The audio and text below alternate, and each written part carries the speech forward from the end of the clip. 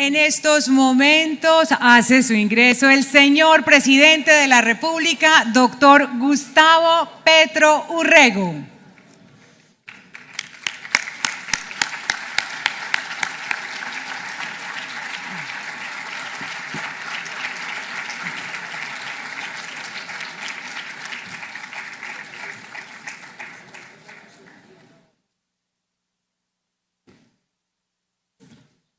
Presidente, bienvenido.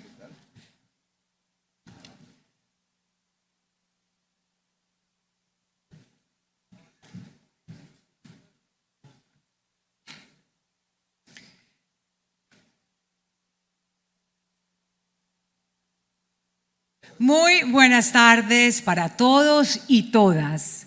Los saludamos desde el Hotel Hilton de la ciudad de Cartagena, donde se llevará a cabo la clausura del Congreso Nacional de Minería. Saludamos a quienes nos acompañan de manera presencial y a quienes se conectan a través de la página web de la Presidencia de la República y sus redes sociales.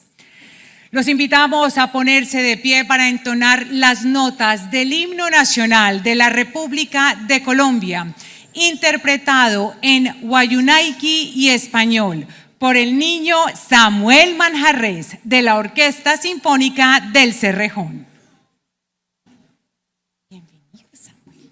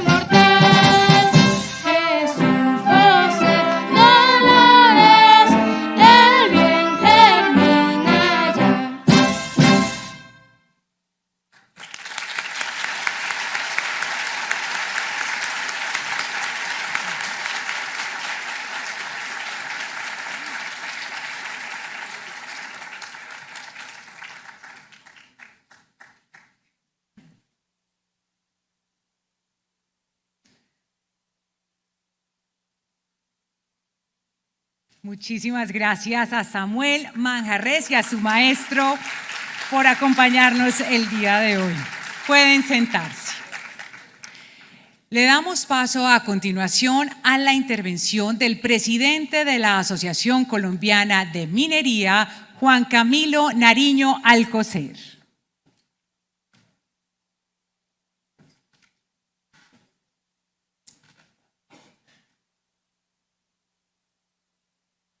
Un saludo para todos, presidente. Gracias por acompañarnos esta ya tarde de hoy.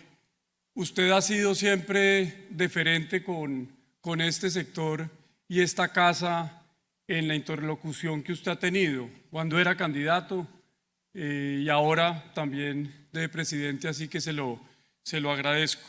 Quiero igualmente saludar a José Ignacio Noguera y a Jamir González, presidente y vicepresidente del Consejo Directivo de la asociación, a las embajadoras Erika Thompson y Elena Storm de Suecia y Australia, a los queridos honorables senadores que nos acompañan. Ustedes han sido también igualmente deferentes con nosotros en todos estos congresos, a los representantes a la Cámara, a los exministros Juan Fernando Cristo y Nancy Patricia Gutiérrez, al coronel William Vergés, comandante de la Brigada de Lucha contra la Minería Criminal, a los señores alcaldes, presidente, 32 alcaldes de municipios mineros, a los funcionarios de gobierno, por supuesto, a todas las compañías afiliadas que están acá, a los compañeros gremiales, Francisco, Luz Estela, Mauricio, Carlos, Gabriel, Edwin y Oscar, un saludo para ustedes. Y por supuesto también, presidente, con una interacción que tenemos permanente y ojalá que siga fluyendo hacia adelante, a los líderes sindicales que nos acompañan hoy también. Yo, la verdad, presidente, este auditorio y yo también en lo personal queremos es oírlo a usted. Entonces no me voy a tomar mucho tiempo. Quiero simplemente yo hacerle 3 propuestas y 2 solicitudes o 2 favores que le quiero pedir. Pero antes, tal vez quiero igualmente agradecerle a la ministra de Ambiente que nos acompañó toda la mañana de ayer, pero sobre todo a la ministra de Minas que estuvo aquí con nosotros con una gran disposición de diálogo.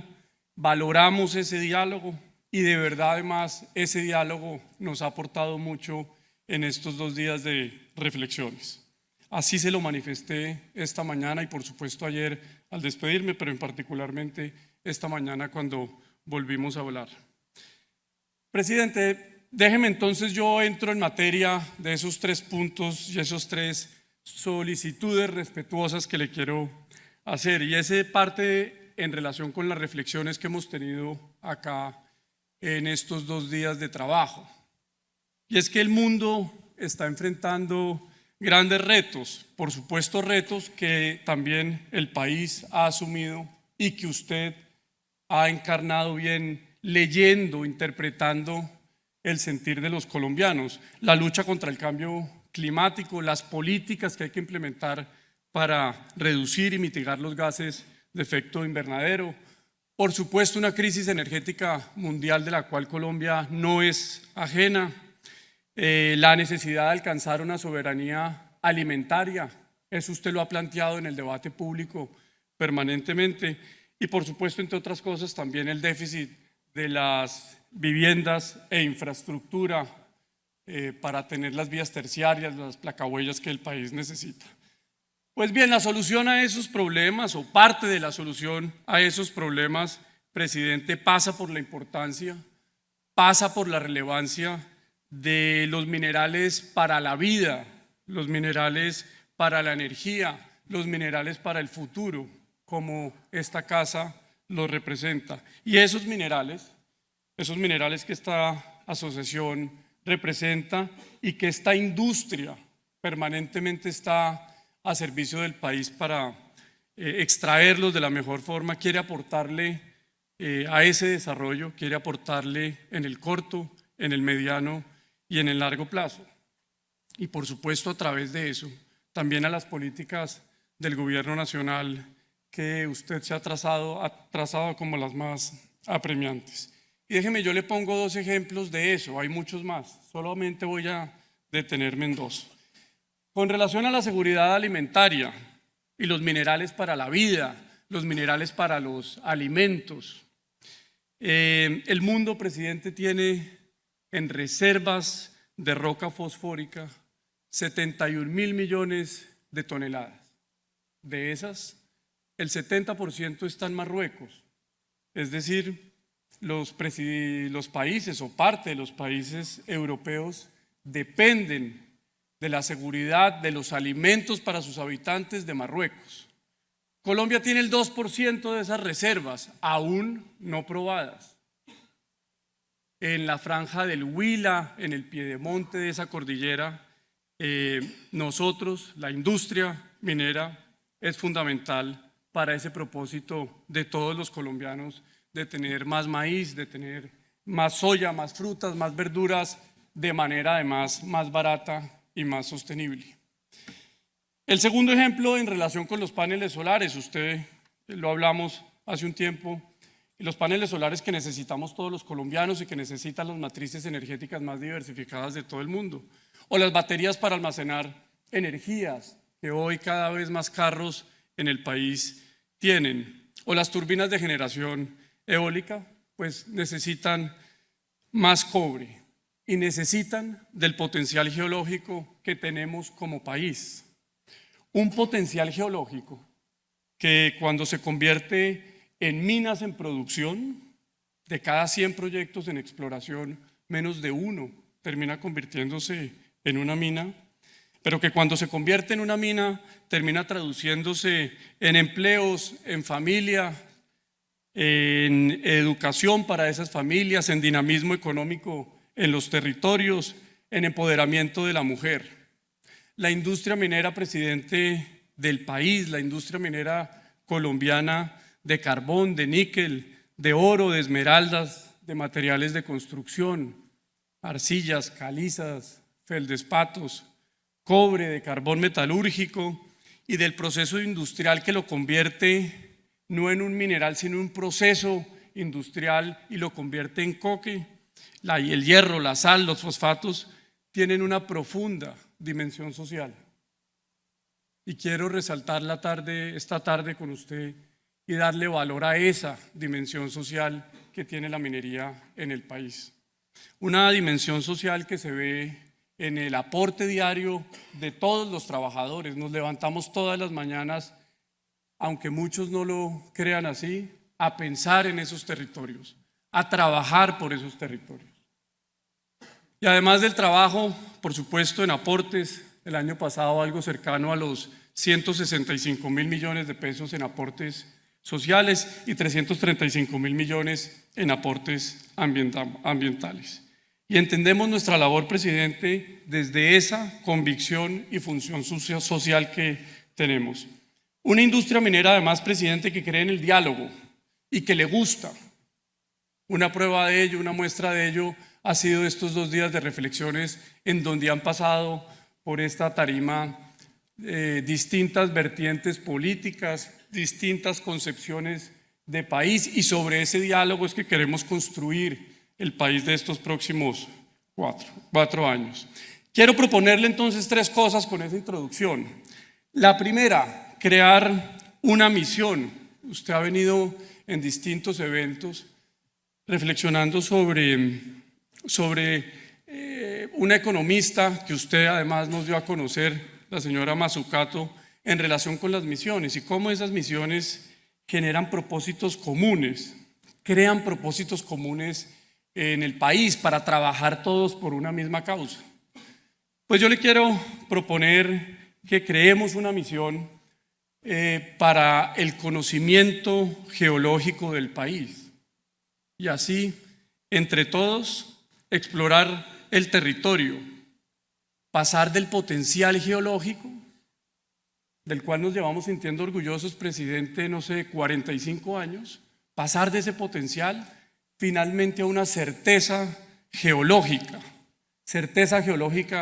que nos permita finalmente saber si tenemos cobre, saber si tenemos los minerales para los alimentos, arcilla, oro y demás que necesitamos, porque Colombia debe cumplir un papel en esos grandes retos de la humanidad.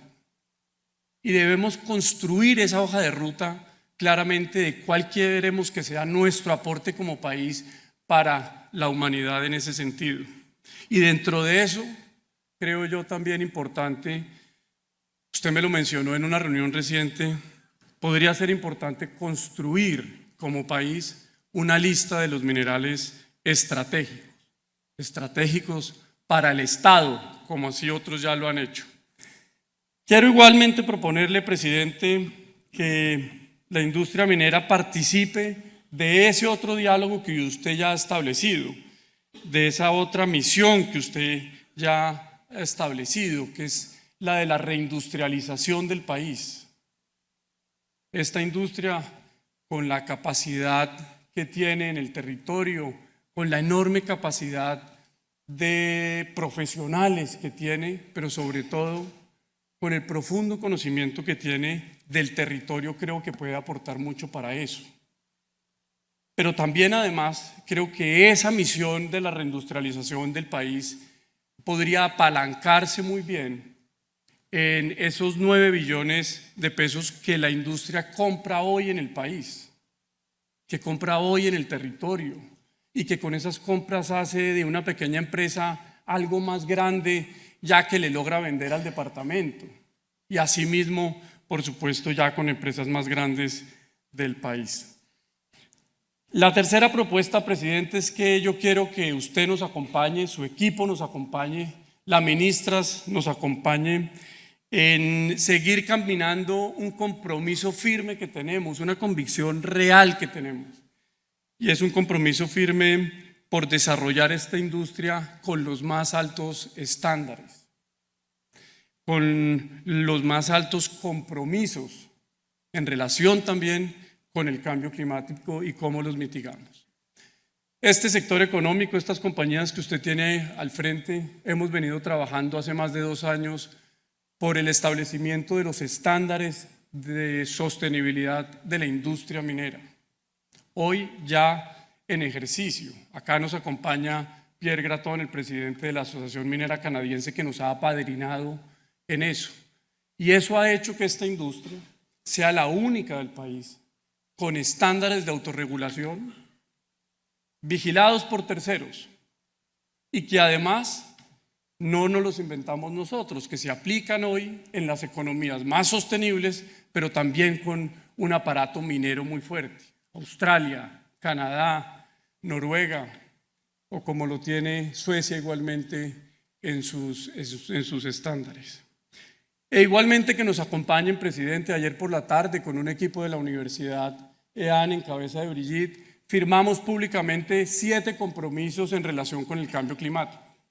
7 compromisos que esta asociación se ha comprometido públicamente a avanzar en acciones concretas para entre todos construir un impacto real en materia de reducción de emisiones, en materia de medir la huella de carbono, en materia de recirculación de agua, que ya en promedio las compañías están alrededor del 85%. Y por supuesto, toda la economía circular que eso tiene.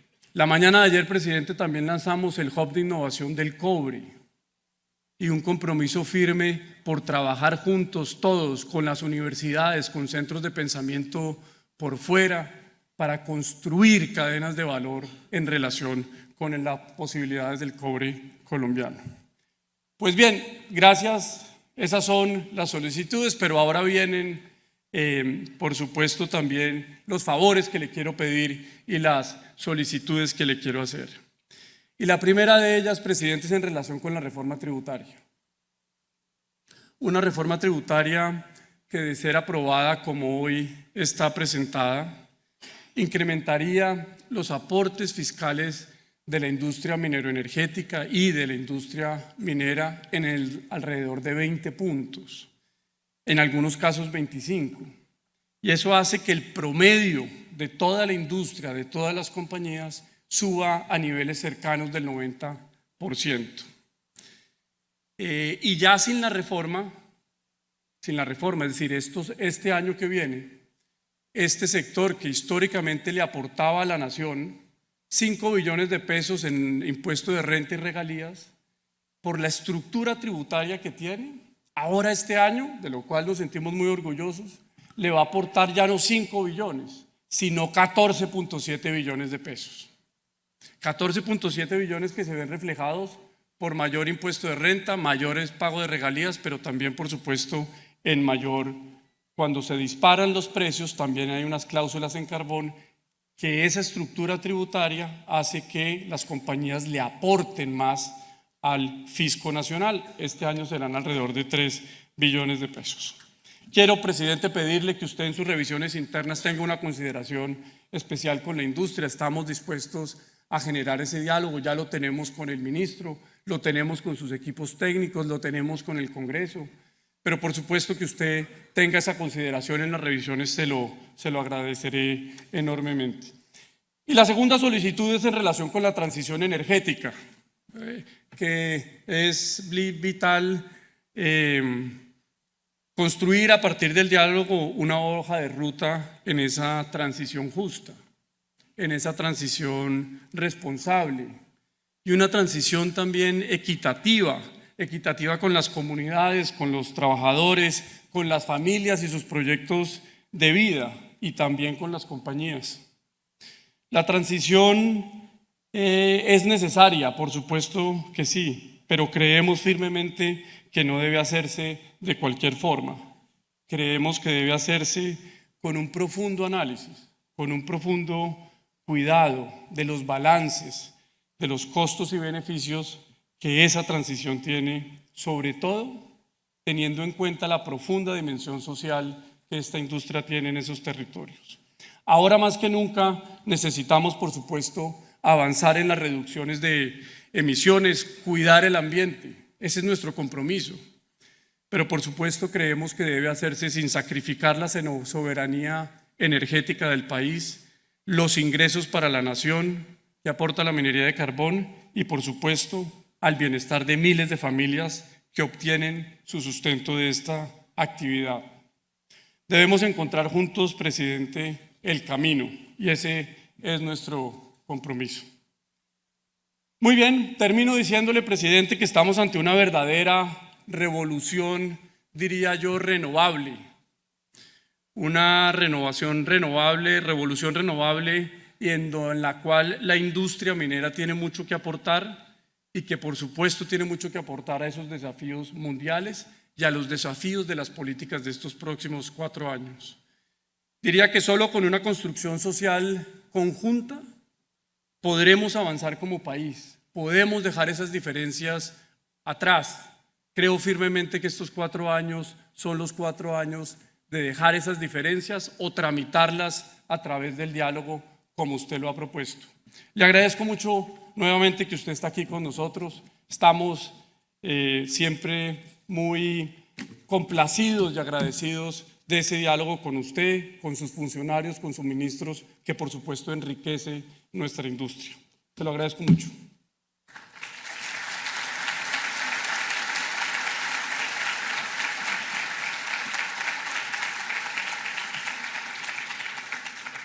Muchas gracias, doctor Juan Camilo. Señoras y señores, a continuación se dirige a ustedes el señor presidente de la República, doctor Gustavo Petro Urrego.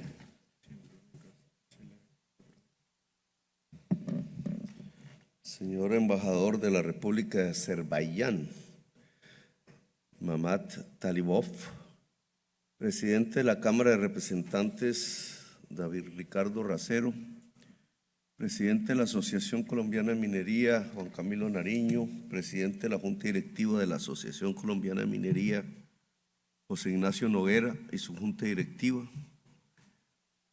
niño Samuel David Manjarres Mendoza de la Orquesta Sinfónica del Cerrejón,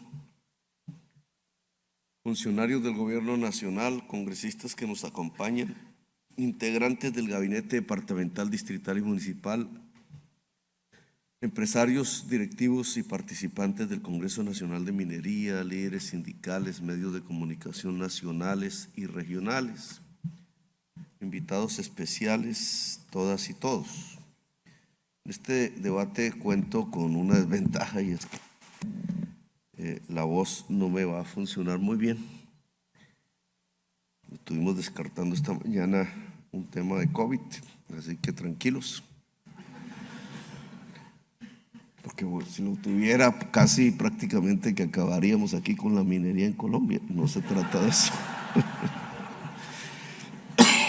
Así que dispensarán es un poco la tos y la voz. Ya nos habíamos reunido en plena campaña, creo, en un evento que ustedes organizaron. Y así que continuamos un debate, una discusión que ya siendo gobierno, pues nos gusta que sea debate, pero a nosotros nos toca actuar, ser gobierno. Ese es el papel, la función. Pero cada política pública, y así fue en mi experiencia en la alcaldía de Bogotá, genera un debate muchas veces académico, del sentido común de la ciudadanía, de los sectores que se afectan o que se benefician, de los impactos, sin el cual una política pública no sería bien construida. El debate es esencial para la calidad de la política pública y en esa medida la profundización de la democracia debe generar en cualquier sociedad un aumento de la calidad de la política. Cuando la calidad de la política no se ve, cuando incluso lo que se ve son degradaciones paulatinas de la política, es porque hay una ruptura fundamental de la democracia, de los principios democráticos. Aquí, en medio incluso del debate electoral, se ha llegado a tesis simplistas. Por ejemplo, es que lo que se está proponiendo es acabar la minería en general. Es de eso, digamos, ni en mi debate del 18, ni en el reciente, ni ahora lo hemos dicho. No lo hemos dicho por lo siguiente: la minería se liga, como la agricultura, buena parte de la historia de la humanidad, pero a diferencia de la agricultura incluso más atrás de la historia humana, de la prehistoria, como le denominan. Por eso las grandes edades de la evolución del ser humano se distinguen por nombres de minerales: la edad de piedra, la del hierro, la del bronce. Y eso, digamos, no es porque sí, marca un relacionamiento entre el ser humano y el mineral inerte, estrecho, cercano. Buena parte de su capacidad de sobrevivencia en el planeta Tierra tiene que ver con esa cercanía, que otros seres vivientes nunca pudieron alcanzar, que es la utilización. Es decir, es el tener instrumentos. Básicamente, la piedra era eso. Lo primero que se encontraba un ser humano, incluso humanoides, según la ciencia, era piedras por ahí en el camino, en los ríos. Y su uso como un instrumento empezó a partir la diferencia, empezó a marcar la diferencia. Entonces no se trata de que entonces tenemos que hacer tabla rasa de casi 1 millón de años, más o menos, y reinventar todo.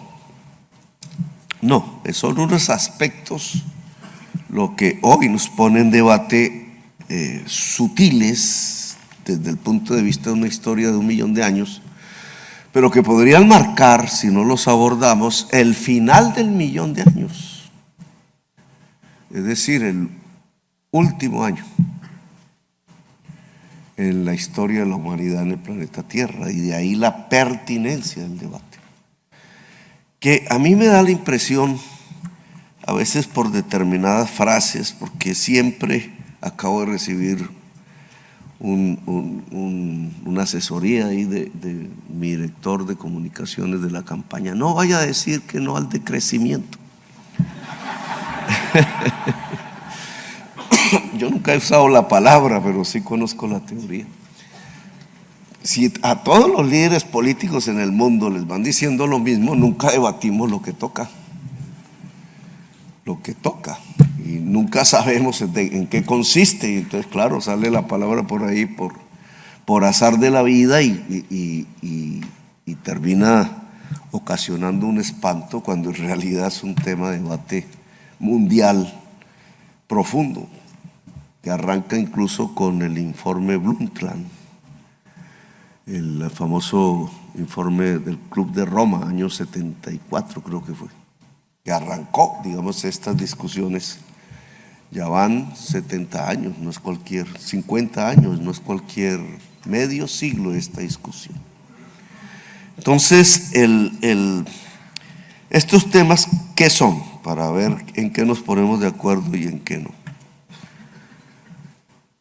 La minería no puede matar el ser humano.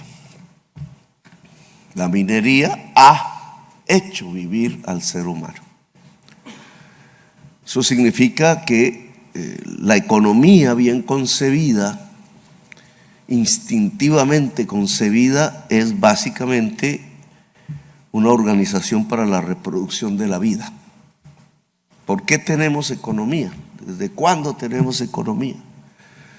Pues desde que somos conscientes de que tenemos que reproducir nuestra vida individual como especie. Está entonces ligada a la reproducción sexual, claro. Para eso existe, si no, no estaríamos aquí. Pero no es suficiente la reproducción sexual, sino que el ser humano tiene que generar una organización. Somos un animal social para que esos niños y niñas que nacen vivan, coman, se vistan, tengan un techo, así eso se llama una cueva. Esa es una organización económica. Esa es la aparición de la economía. Luego, la economía está ligada a un tema de reproducción de la vida. Lo decía Aristóteles cuando se paraba muy prematuramente en un pueblo que de todas maneras era comercial, el pensar que la economía era simplemente un arte para hacer dinero, decía él. Le puso un nombre, ya no recuerdo, en griego. Separaba los dos conceptos y yo creo que eso de Aristóteles hoy es fundamental. Claro, podemos ver la economía como un arte para hacer dinero. Así es el capitalismo. Pero el concepto económico en general, más profundo, es que la economía es una forma de organizarse para reproducir la vida humana, en primer lugar. Ahora, esa reproducción de la vida humana en cantidades cada vez más grandes, en una humanidad que creció en el planeta, que se volvió mucho más sofisticada a partir de la cultura y la civilización, consumidora, hoy empieza a volverse en su contrario, una economía para la muerte, una economía con la capacidad de destruir toda la existencia, no solamente humana, sino la vida en el planeta Tierra. Y esa circunstancia es entonces la que coloca una serie de debates que tenemos obligatoriamente que asumir, no como el avestruz, la famosa parábola del avestruz. No podemos, tenemos que asumirla de frente. ¿Qué ha dicho entonces la ciencia? Que es el faro en el cual acercarnos. Científicos allá en el año 74 hablaron de los límites del crecimiento, con el perdón de mi asesor de prensa. Límites del crecimiento. Ese es el informe Brundtland, una señora noruega, entre otras cosas, que cuando yo la conocí tenía una cadena de oro que brillaba, casi que quedaba uno encandelillado cuando veía desde lejos. Pero la señora, no desde Noruega, desde Roma, logró articular una serie de científicos y ella misma como científica lograron determinar a través de cuantificaciones de la época que los economistas estábamos completamente equivocados cuando hacíamos proyecciones ad infinitum, lo que Hegel llamaba la mala infinitud. Es una función matemática, yo la pongo, si es exponencial, la dejo, la meto en un computador y nos volvemos riquísimos en el computador, porque la función va agregando, producción, producción y producción, función de producción, Cobb-Douglas le dicen. y nos volvemos infinitos. Y resulta que eso no es cierto. Eso es precisamente la mala infinitud. Un economista que piensa así es un mal economista. El economista tiene que aceptar que hay una restricción, unos límites. Los límites los impone hoy por hoy el planeta. Alguien se imaginará que escaparemos de este planeta. La ciencia ficción a lo mejor tendrá alguna razón en el futuro. Experimentos se están haciendo. Los experimentos lo que indican es que algunos se escaparían del planeta, pero no todos. Y esos algunos son los que están pagando las investigaciones. Es decir, no nosotros. Luego, hoy por hoy, y así será en las próximas décadas, en el próximo siglo, lo que tenemos que ver es cómo nos mantenemos vivos en el planeta. La ciencia nos ha dicho, ya después del informe Brundtland, y a través de las Naciones Unidas, en los famosos paneles científicos, que si seguimos consumiendo petróleo y carbón, minerales, hidrocarburos, sustentados en el carbono como molécula básica, en la transformación emiten gases de efecto invernadero que se acumulan casi que perpetuamente. Algunos duran 3.000 años hacia adelante, las moléculas en la atmósfera, algunos 28.000 años. Una molécula de CO2 puede durar unos 200 años hacia adelante. Es decir, que cualquier actividad que hagamos, fumar un cigarrillo, que casi no lo hacemos, ya ese CO2 que sale durará en sus moléculas 200 años hacia adelante. La industria, el capital, que es la forma de organización económica para reproducir la vida de los últimos 500 años y prácticamente general en todo el planeta Tierra hoy,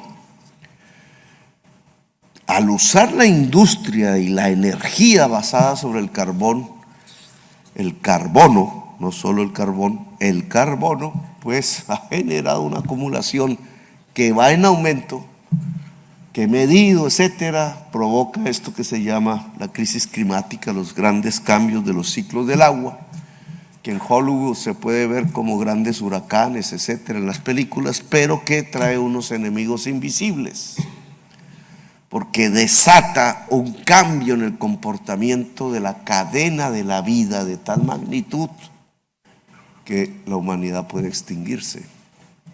Lo acabamos de vivir con el COVID, aunque está aún en discusión la relación crisis climática-COVID, a partir del cambio de rumbo de los murciélagos, buscando frutas que cambiaron de piso térmico, y entonces se encontraron las ganaderías chinas.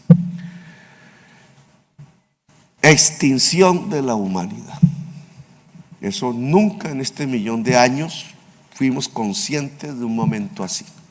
Hoy somos conscientes de un momento así, como humanidad. Y entonces viene una política de restricciones, de limitaciones, no de crecimiento infinito, alrededor del tema del consumo de carbón, petróleo, gas. Las guerras del siglo XXI han sido por eso. Toda la política mundial empieza a condensarse a partir, digamos, de lo que llamamos la crisis climática. Ahora lo veremos en Colombia, ya en estos días, con la inundación nunca antes vista. Los niveles de lluvia nunca antes vistos, ni siquiera en el 2010.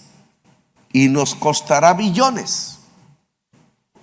Espero que no tantos, pero ya lo veremos en unos meses. Nos volveremos a reunir, ojalá. Nos costará billones lo que va a pasar en estas semanas. ¿Y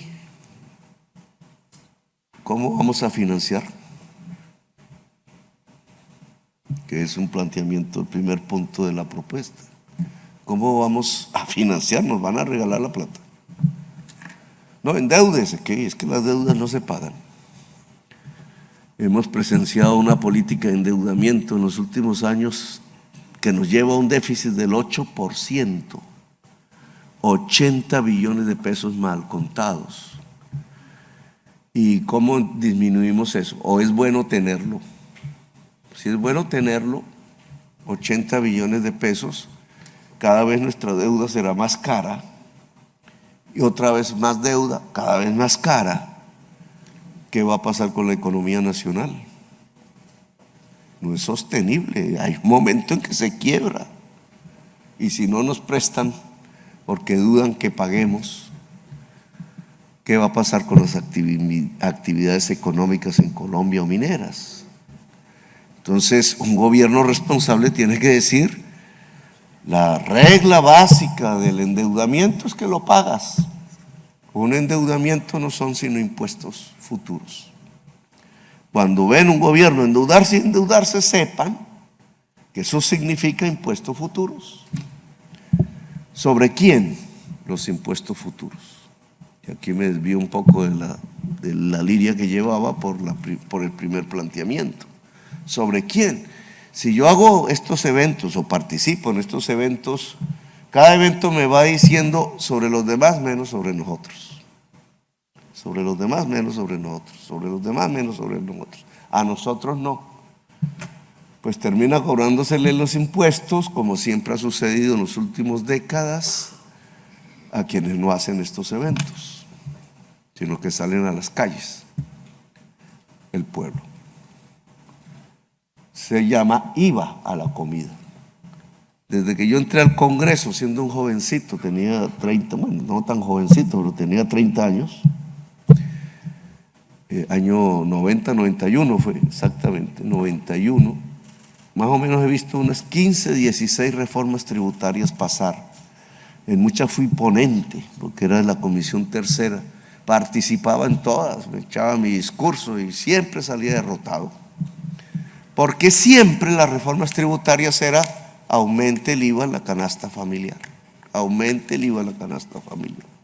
Al principio eso solo afectaba a la clase media, pero en la medida en que más y más productos se iban introduciendo al IVA, iba afectando a los sectores asalariados más vulnerables y a los más pobres. Seguimos ese camino en el país más desigual del mundo. Creemos que eso se puede hacer y que la sociedad no va a reaccionar porque es muda, muerta. Y así ad infinitum como los malos economistas. O nos tocó replantear los asuntos de la economía y de la sociedad colombiana y pensar en otros caminos. Es que no se puede sustentar un endeudamiento como el que hemos tenido y un aumento del déficit sobre el bolsillo de los más pobres. Porque los vas a tener encima. La crisis social. No necesitan tener a Petro de presidente, se puede ir, pero la crisis social va a ser de tal magnitud que la economía misma se desbarata. Luego hay que hacer un pacto. ¿Qué es lo que propone la reforma tributaria como pacto? Hacerle caso a los científicos. Y vuelvo al punto en donde iba. ¿En dónde es que saldría la mayor parte de esos recursos que propone la reforma tributaria? Del carbón y del petróleo exportado. Ni siquiera es del conjunto del carbón o del petróleo. Ligado a una especie de especulación, y es su precio internacional. Entre más se eleve, y solo estamos hablando de las consecuencias de la guerra, más es el impuesto. ¿Eso es justo o injusto? Veamos, un barril del petróleo más o menos en promedio cuesta sacarlo en Colombia $28 el barril. Y puede venderse, dependiendo del precio internacional, en $100. Hoy. Mañana, quién sabe. Hoy 100. Si no se pone impuesto a eso, ¿para quién va la ganancia? Entre 28 y 100. O sea, 70 de 100. 70%. ¿Para quién va la ganancia? Para el concesionario del petróleo. Claro, ustedes podrán decir, no, hay uno público, Ecopetrol, sí, semipúblico. Pero es así matemáticamente. ¿Y por qué? ¿Acaso el petróleo no es propiedad pública? Algunos amigos me van a decir, mira, ahí demostró lo que estábamos diciendo de él. Petróleo es propiedad pública, todo lo que hay en el suelo, debajo del suelo, en el subsuelo, es público, es del Estado, es de la nación, no es propiedad privada. Así haya una propiedad privada encima. Eso es lo que dice tanto la Constitución del 86 como la del 91. Ambas. Entonces, ¿qué es lo que hace el Estado? Concederle a un particular la explotación de su propiedad estatal para que saque un usufructo de esa explotación, pero a cambio compensa al Estado con algo que se llama regalías, es la palabra que le dimos, e impuestos. Si el precio internacional del petróleo estuviera por debajo de $28 y en promedio fuera eso, no estaríamos exportando petróleo. Y estaríamos en unos líos, claro que sí, económicos. Pero si el precio es $100, ¿por qué toda la renta, y esta palabra la subrayo, renta no como la usamos cotidianamente, renta es una transferencia de riqueza, no ganada, que es el principio de la economía política, es una renta. ¿Quién paga esa renta? Si exportamos, el consumidor fuera del país, los países que nos compran eso. Si vendemos al consumidor en Colombia a precio internacional el petróleo que es de Colombia, que es lo que hacemos, entonces lo paga el consumidor de gasolinas y otros combustibles dentro de Colombia. Renta, una transferencia de riqueza de los consumidores de gasolina fuera del país o dentro del país. Entonces, digamos, el impuesto lo que está diciendo, y esta es la mayor parte de la reforma tributaria en valor, es de una propiedad del Estado a quienes le hemos concedido la posibilidad de explotación.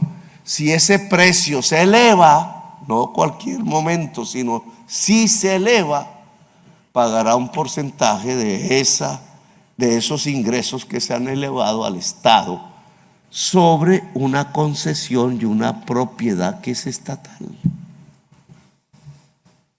Es una manera de disminuir nuestro déficit con el menor daño posible para los empresarios de Colombia, para la gente que trabaja en Colombia, para la gente pobre de Colombia.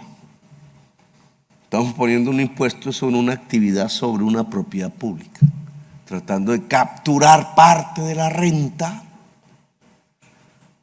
hacia el Estado para financiar sus programas y disminuir el déficit fiscal. A mí me parece clave e inteligente esa reforma tributaria. Es mucho más inteligente que decir entonces que le van a poner el IVA al pan o a la comida. Por lo menos esto hace menos daño, incluso desde el punto de vista del cambio climático. Estamos gravando lo que al final tiene que decrecer, con el respeto de mi asesor de prensa, porque el mundo deja las operaciones de carbón y petróleo en 2 décadas. Tiene que hacerlo en 2 décadas. ¿Por qué? ¿Porque se lo inventó Petro? No, porque la ciencia lo ha dicho. Si en 2 décadas no somos capaces de frenar el acumulado de emisión, de detenerlo, no, ni siquiera disminuirlo, sino de detenerlo, la humanidad estará al frente de un planeta que ha llegado al punto de no retorno y sobre el cual ya no podrá actuar. Se desencadena un mecanismo planetario independiente de la voluntad humana, incontrolable, que puede terminar siendo la quema de la selva amazónica toda, que agravaría aún más el problema. Eso significa que Colombia se quedaría sin agua, que puede ser que se derritió toda la Groenlandia y el metano salió de los subfondos del permafrost, que es como se llama, la capa de hielo permanente y perpetuo de Siberia, Canadá, Groenlandia.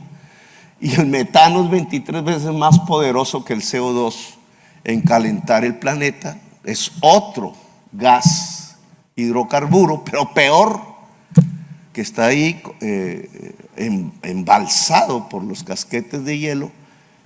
Y ya el futuro de nuestros hijos, el mismo nuestro, si estamos vivos para esa época, será drásticamente peor que el que nosotros hemos vivido. Y eso no es que sea un apocalipsis, estoy usando un lenguaje apocalíptico, sino lo que dice la ciencia. Entonces, digamos, aquí ya tenemos un tema. Estamos grabando las actividades de una fase final que tenemos que dejar, además, como sociedad, que es la gran era del petróleo y del carbón. No quiero decir que entonces todo se va a acabar. Habrá carbones que sobrevivan, como el siderúrgico o coque y otros, pero esta es la tendencia y es lo que yo quiero poner en claro. Ahora, por decir esto, ¿significa que se va a acabar la minería? No. Hay otras minerías que no tienen que ver con este tema, con otros problemas, como toda actividad humana económica. La de piedras, la de metales, no tiene que ver con este tema propiamente dicho. Y usted ha afirmado un punto que puede ser el acuerdo. Así como necesitábamos piedra en la prehistoria, así como necesitábamos hierro cuando comenzó la historia y bronce después, combinando el hierro con el cobre, ahora necesitamos unos minerales. Y entonces aquí es donde hay que prestar atención, porque Colombia parece no tenerlos, excepto níquel y algo de cobre. Son 12. Yo aquí no tengo el listado, pero entre los que recuerdo: el litio, el cobalto, el coltán, cobre, níquel, hierro, que sí tenemos algo, y otros, manganeso. Son 12 minerales que van a ser súper demandados. En la medida en que baja la demanda del carbón y el petróleo, es decir, que decrece la industria mundial de hidrocarburos, se desvaloriza, y si no lo hace, perecemos. La otra economía minera crece y sus precios van a aumentar, y quizás las guerras y otros problemas, porque cada cosa de estas tiene sus problemas. Y entonces, ¿qué es lo que va a crecer? Estos minerales, porque son demandados precisamente para generar energías limpias, es decir, para reemplazar el carbón y el petróleo. Hacer una turbina de esas inmensas de viento, hacer un panel solar, implica unos minerales, que son estos que hemos nombrado. Son 12 en total, pueden haber otros. Y si nosotros queremos fundamentar nuestra matriz de energía eléctrica en energías limpias, entonces tenemos que definir si importamos eso, que yo no sería de esa tesis, así nos toca al principio, que no lo tenemos, sino que seamos capaces de producir los instrumentos para la generación de la energía limpia. Y esta es una misión, y en el sentido de señora Mazzucato, que llevaría, y lo invito, le propongo, no ustedes solos, sino conjugando algunos esfuerzos estatales y privados. Por ejemplo, hacer la primera turbina eólica, meternos en eso, a ver cómo se planifica, cómo es. Aquí en Cartagena estuve, no me acuerdo, hace 2 o 3 días, viendo Cotemar, que es un astillero de la naval, es decir, del Estado, de la Armada. Y me metieron ahí donde están diseñando sus buques.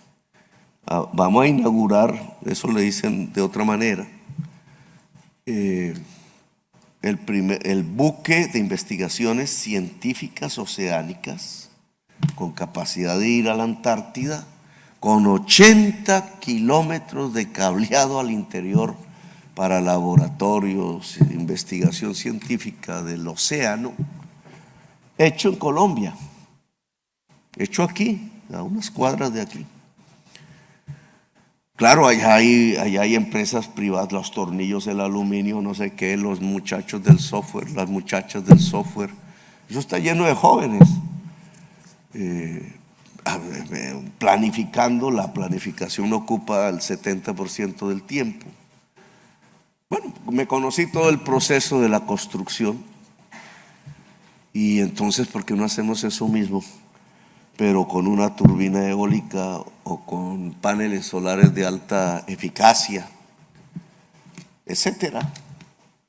Y ahí vamos viendo los componentes, que son todos estos minerales al final. ¿Y de dónde salen esos minerales? Y entonces aquí llega. Entonces busquémoslos, ¿cierto? Porque nadie ha dicho que no estén. Hoy no tenemos. Y entonces la exploración minera, el perfil de la exploración minera tendría que tener otro objetivo diferente, digamos, a que nos pongamos a explorar si hay carbón o petróleo. Y aquí empiezo, me van a caer rayos y centellas. Sino que tendríamos que ver si hay litio, o si hay más cobre, o si hay cobalto, o si hay coltano, si hay etcétera.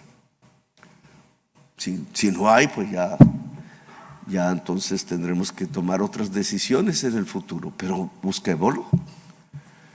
La exploración minera entonces cambia un poco su sentido. Ahora que acaba de salir ese fallo que no hemos leído, que yo creo que ninguno aquí, pero que se anuncia en la prensa en el día de hoy, que limita la minería toda de las áreas estratégicamente ambientales. Allá no se puede hacer, viejo debate que ya traíamos aquí, que está en nuestro programa, pero que ahora es una sentencia judicial del Consejo de Estado. Pues en las áreas donde se puede explorar, busquemos los minerales para las energías limpias. Propuesta. También otra propuesta, busquemos los minerales para fertilizar las tierras. Y entonces vamos ligando la economía minera exactamente a la reproducción de la vida. Y vuelvo a mi punto inicial. ¿Fertilizar las tierras para qué? Bueno, ahí entramos en otro problema complejísimo, que no es el de este evento. Bueno, de quién es la tierra, qué están haciendo con la tierra fértil. Estamos usando la tierra fértil. Colombia es agua. 6º país del mundo, agua. También es un mineral, pero es agua. Colombia no es petróleo, Colombia no es carbón, Colombia es agua, y agua significa vida. Hoy, en cambio, lo otro significa lo contrario, vida. Entonces tenemos que cimentar nuestra economía y aquí la teoría se junta con nuestra propia realidad. La economía de la vida es aprovechar ese agua que nos da la biodiversidad, las diferentes tonalidades de verde, que nos crea la belleza. Antes, en medio de estas 2 charlas que hemos tenido, no me acuerdo, la Forbes dijo que somos el tercer país más bello de la tierra. Eso se llama turismo. Esos son dineros, esos son riquezas que pueden ayudar a hacer prosperar una sociedad. Pero la base de esa belleza es el agua. Y el agua es la base de la posibilidad de producir alimentos. Los europeos dicen, uy, ¿cómo es de grande Ucrania? Bueno, la altillanura colombo-venezolana es igual que Ucrania. Y podría tener, y tiene más agua que Ucrania. Pero mire las dos diferencias entre la Ucrania, que es despensa alimentaria del mundo, y nuestra altillanura colombo-venezolana, siendo de igual tamaño y con más agua nosotros. Entre el océano Pacífico y el océano Atlántico. Ucrania da hacia el Mar Negro y está encerrada. Los rusos pudieron bloquearla fácilmente.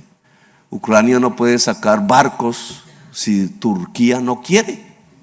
Y nosotros tenemos una pata en el océano Atlántico y otra pata en el océano Pacífico. Y ahí en la mitad está la altillanura colombo-venezolana, igual que Ucrania. Pero hay que fertilizar las tierras. Y entonces, ¿cómo se fertilizan las tierras? Con minerales. Y entonces usted habla muy bien, el fósforo, los fosfatos, nitrógeno, potasio. Ahí se va a plantear un gran debate en cómo separar la producción de alimentos del uso del carbón y el petróleo, que es la descarbonización de la agricultura, sobre lo que poco se han hundado. Pero digamos, aquí tenemos otra misión, la producción de fertilizantes en Colombia. Miren cuánto cuesta un bulto de fertilizante hoy en el país. 3 veces más que hace año y medio.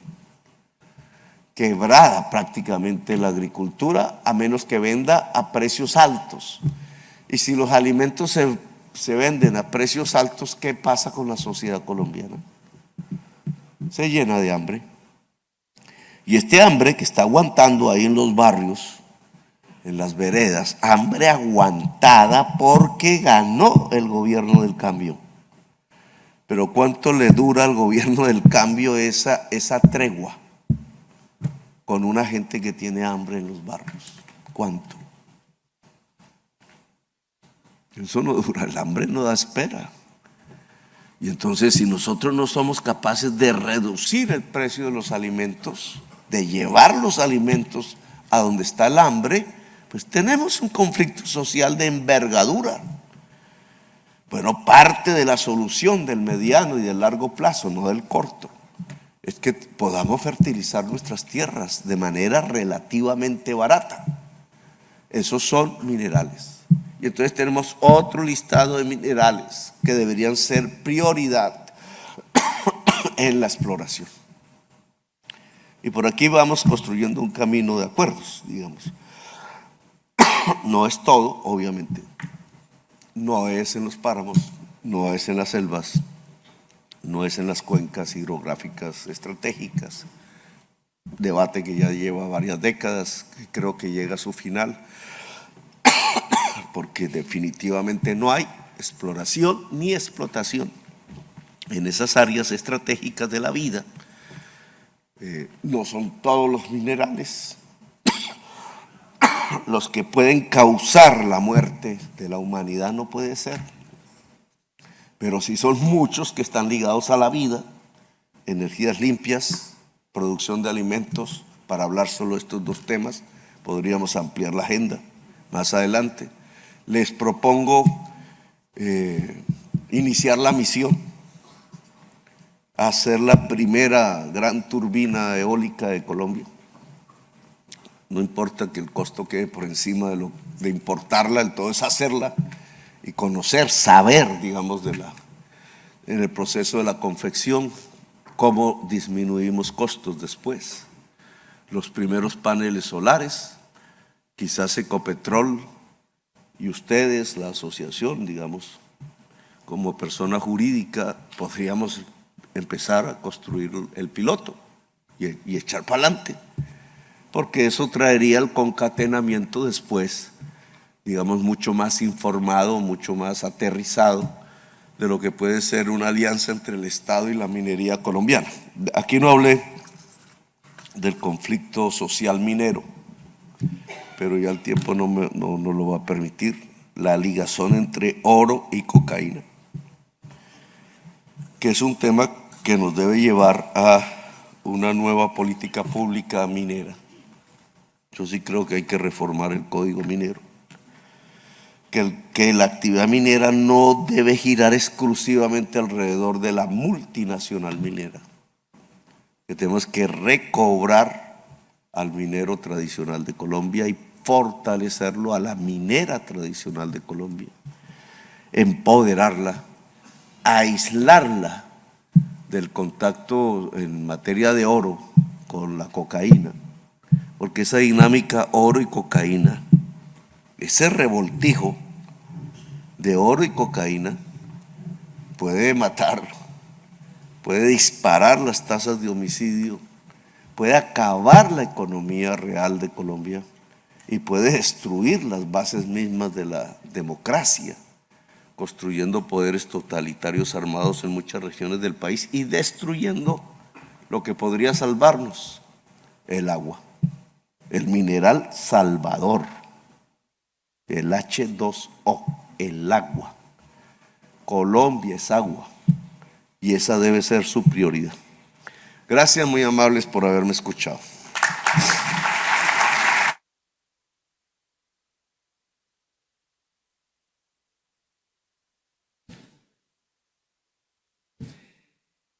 Gracias, señor presidente, por sus palabras. De esta manera damos por finalizado el presente acto y agradecemos a todos por su asistencia. Muchas gracias.